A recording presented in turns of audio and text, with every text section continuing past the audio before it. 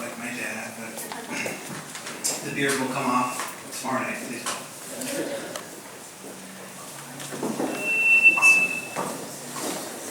Okay. Thank you everybody for coming this evening and giving us your time, flowers, to share with us the story of my father, Rabbi James Diamond, Shmari Yosef Ben Meir Levi de Sarah. Each of you is here because of some connection to my father or to a relative of him, and you probably know some part of his life. But what we hope to do this evening over the next 90 minutes or so is to give you a chance to learn a little bit more about him, about all his other pieces that you may not know about, so that when you leave here tonight, you'll have an even greater appreciation of who I think was a wonderful human being.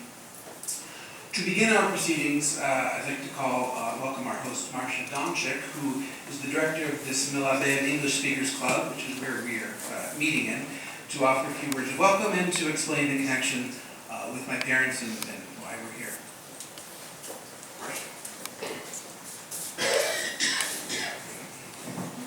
I just want to share with you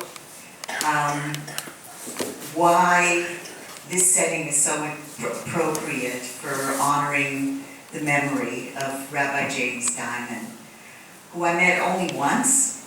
I feel that that's unfortunate that I only met him once, because given that one meeting, I sensed a human being of great warmth, a lot of caring in life.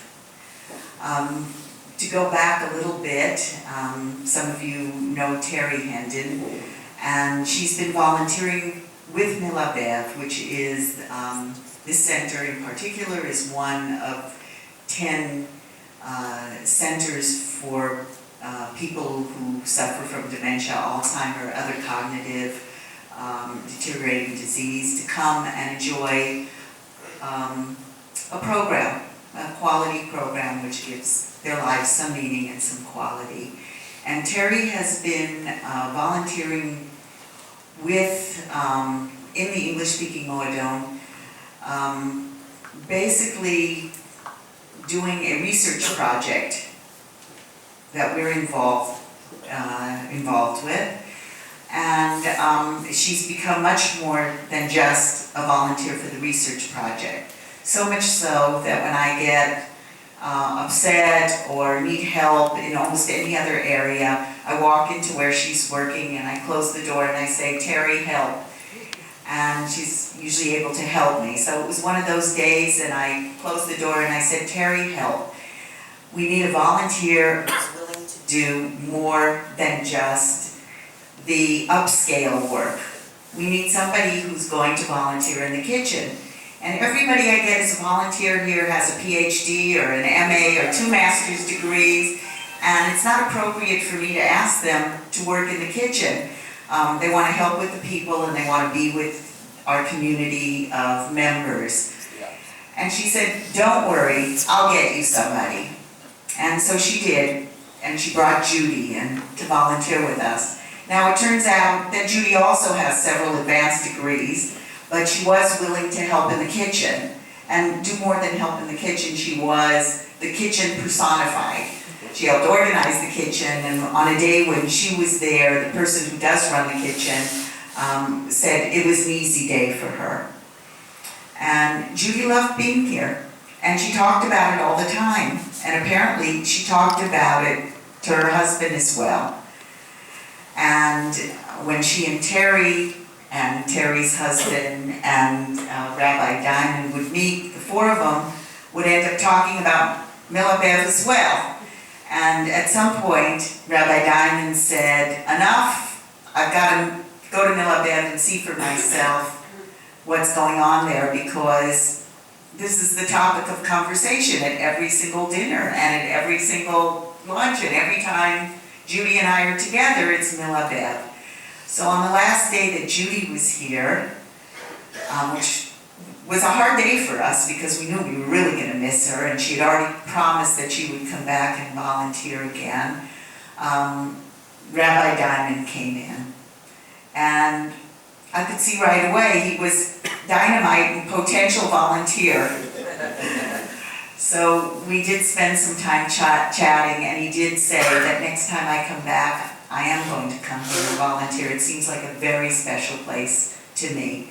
And within minutes, he was in all the clubs and chatting with the people, and it became clear to me that he was a very special person. And then they went back to the States, and you all know about the tragedy that struck. And we were devastated as well for our friend Judy, because she really had become a friend. And it was difficult for us. We're used to dealing with death, but we know that most of the people in our club are reaching the state in which end-of-life issues are very real, and we deal with them on a daily basis. It's not so usual for us to have to deal with our own mourning with somebody who we consider a colleague, a friend, and a similar age group and station in life. And so this has been difficult for us and difficult for our staff, and very appropriate that you come here tonight to memorialize Rabbi Diamond. And I thank you for allowing me to be a part, a small, very small part of his life and of Judy's life. And I hope that our connection with the family does continue for many years to come. Thank you, Marcia. I want to now call upon my son Avi, who will lead us in reading a pair of Tehillim. Avi, come on. He's going to read for us, Tehillim Kuf Chaf Chet, which was one of my father's favorite ones, as you'll see in a minute.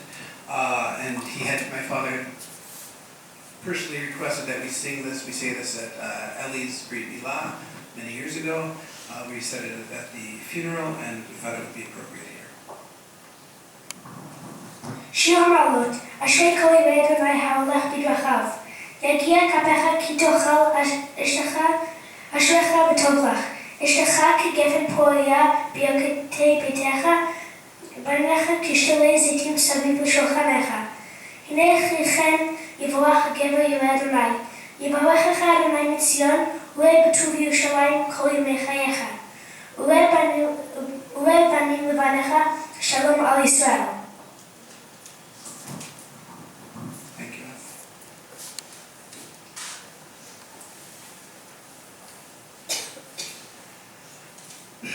"30 days ago, I stood before an unexpectedly large crowd at my father's funeral and spoke about him, his life, and my own memories of growing up as the son of Jim Diamond, conservative rabbi, Hillel director extraordinaire, modern Hebrew literature scholar, St. Louis Cardinal baseball fan, vegetarian poet, among other things. In the intervening 30 days, I sat Shiva in Princeton with my mother Judy, my sisters Shifra and Gila, my father's brother Gary, his sister Beth, and was comforted by the presence of my own wife Judy, my children Ellie, Shira, and Avi, and my nieces and nephews, cousins, second cousins, and hundreds of friends from all parts of my father's life. Having never sat through Shiva before, it was truly an amazing experience to be surrounded by a constant flow of people, whether in person or via email or telephone or even an old-fashioned letter, telling me about my father and their own memories and experiences with him. I want to say I wish everyone in this room a long and healthy life.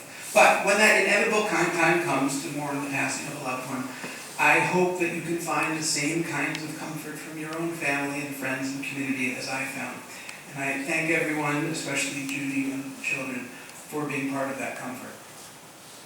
So 30 days ago, I spoke about my father, and here I am again in a different city among different people. And the fact is, what I'm going to say is somewhat different. Different not because I'm any less sad about my father being killed in a freak auto accident, or because I'm getting used to him not being a phone call or email away, but different because of the perspective I've gained about him over the past 30 days. I know that these are personal reflections in a way that only a child can reflect, because the fact is there are only 3 people on this earth who can lay claim to the privilege and honor of being Jim Diamond's children: my myself and my two sisters, Shifra and Gila. So since I'm here today representing them, I see it as my duty to give you an inside look to my father, although I'll add that these words are my own, and any discrepancy between me and what my sisters might think, tie goes to me, because they're not here. So, my father truly succeeded in so many settings. He made every moment of his varied and eclectic life count.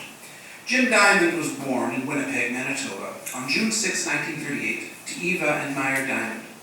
In the almost 75 years after that, he lived in order in Winnipeg, Montreal, Winnipeg, Chicago, Kiryat Bialik, White Plains, Bloomington, St. Louis, Jerusalem, St. Louis, and Princeton.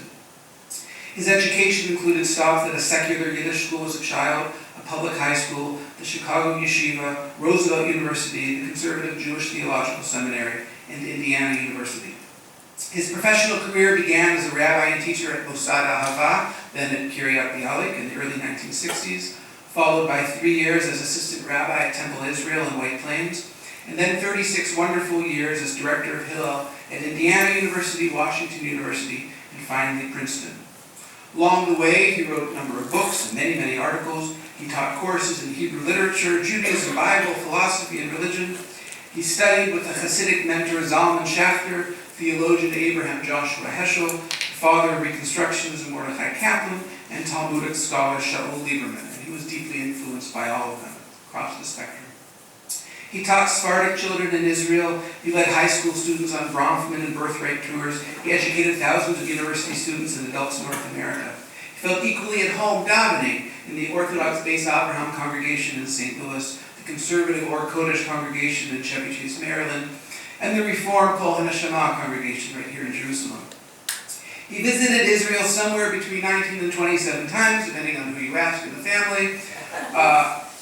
He also traveled to Mexico, Uruguay, Argentina, St. Martin, England, Scotland, Luxembourg, France, Italy, Greece, Spain, Germany, and Egypt. At some point in his life, he biked by himself across North Dakota. He ziplined into the Jordan River and up in Kfar Blum. And he delivered Meals on Wheels to homebound seniors in Trenton, New Jersey. He had an encyclopedic knowledge of classical music, but he also enjoyed the satire of Alan Sherman. He grew tomatoes, he played hockey, he was a radio DJ, and he wrote poetry. He met President Carter, he lunched with King Abdullah, and he hosted Isaac Bashevis Singer for a dinner at our home. My father did this and more, and as his son, whether I was a young child or a grown-up, I was in awe of his ability to do, and then do some more.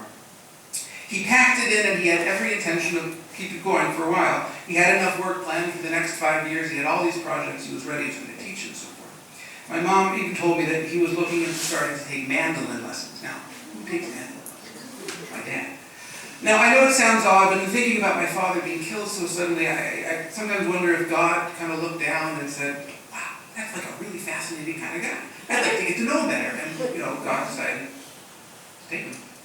But an even more important lesson for me was that my father did all of these things with enthusiasm and excitement and passion and humor.